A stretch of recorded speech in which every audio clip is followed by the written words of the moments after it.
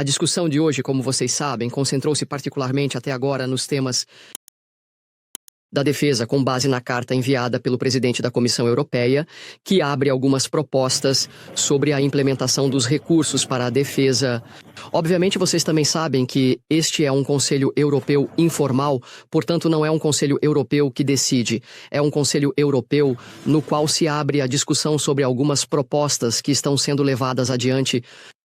E então, obviamente, as decisões serão tomadas a partir do próximo Conselho Europeu, que não é um Conselho Europeu informal, nas propostas de Ursula von der Leyen, certamente.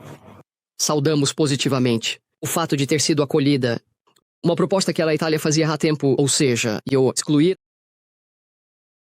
as despesas de defesa do cálculo da relação déficit-PIB. Depois, a presidente von der Leyen também identifica outras possibilidades de acessar dívida para 150 bilhões a empréstimos de 150 bilhões de euros, que é uma possibilidade adicional, embora entre as críticas que a Itália apontou esteja o fato de que a maior parte desses recursos são recursos que, de alguma forma, estão relacionados com a dívida.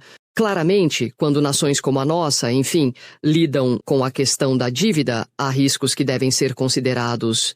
Eu penso que, por exemplo, e estamos agora elaborando esta proposta, que será apresentada pelo ministro Giorgetti no próximo Ecofin, que se deve, por exemplo, imaginar instrumentos de garantia europeia para os investimentos privados no modelo, para entendermos do InvestEU. Portanto, estamos fazendo propostas para que se possam também obter recursos para favorecer os investimentos e, assim, também criar empregos, ajudar as empresas com garantias europeias para esses investimentos.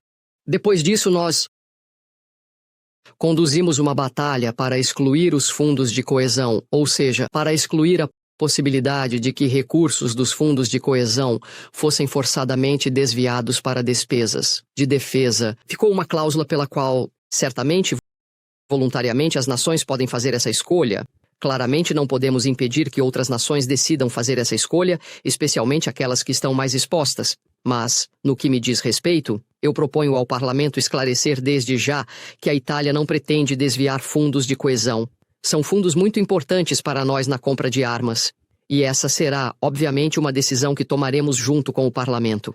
Certamente será a proposta que eu levarei adiante. Depois disso, eu destaco que o conceito de defesa na Europa é um conceito um pouco mais amplo do que a palavra rearmamento. A palavra rearmamento não é o termo certo para o que fazemos.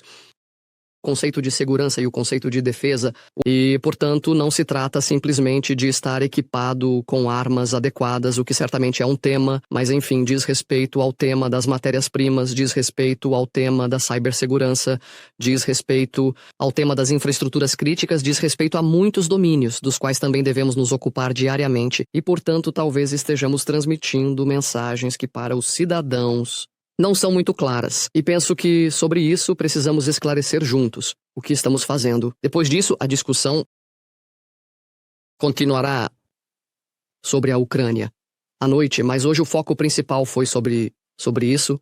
Saúdo positivamente também o fato de que, no dia seguinte à proposta do presidente da comissão de abrir para a exclusão das despesas de defesa do cálculo da relação déficit-PIB, há também um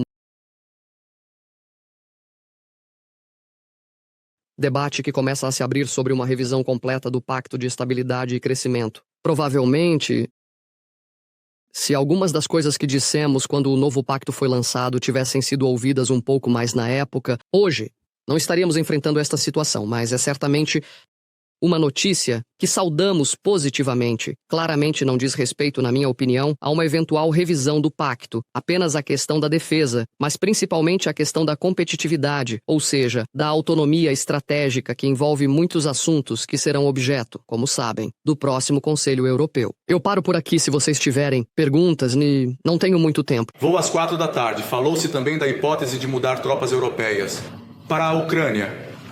Putin já interveio dizendo que, caso essa hipótese se concretize, será outra. O que você pensa? Já disse o que penso sobre essa proposta. Estou muito perplexa com essa proposta.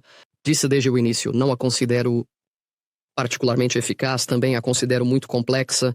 Acho que a questão, obviamente, central da paz na Ucrânia, sobre a qual penso que devemos fazer todos os esforços possíveis para favorecer um processo de paz, claramente para, não saudando favoravelmente a iniciativa americana, todos aqueles que querem chegar a um processo de paz, mas uma paz justa, precisa de garantias de segurança certas. As garantias de segurança certas, na minha opinião, estão sempre no âmbito da Aliança Atlântica. A única maneira séria de garanti-las é essa. Depois há diferentes maneiras de fazê-lo, e aqui estamos avançando com nossas propostas. Mas, na minha opinião, a de enviar tropas não melhor identificadas, tropas europeias, francesas, britânicas, em vez de ser a solução, e penso que devemos considerar também soluções mais duradouras, mesmo aquelas que poderiam representar hoje o envio de tropas. Outro tema é a questão das missões de manutenção da paz das Nações Unidas. Mas é um assunto completamente diferente, porque são missões que intervêm quando há um processo de paz iniciado e não é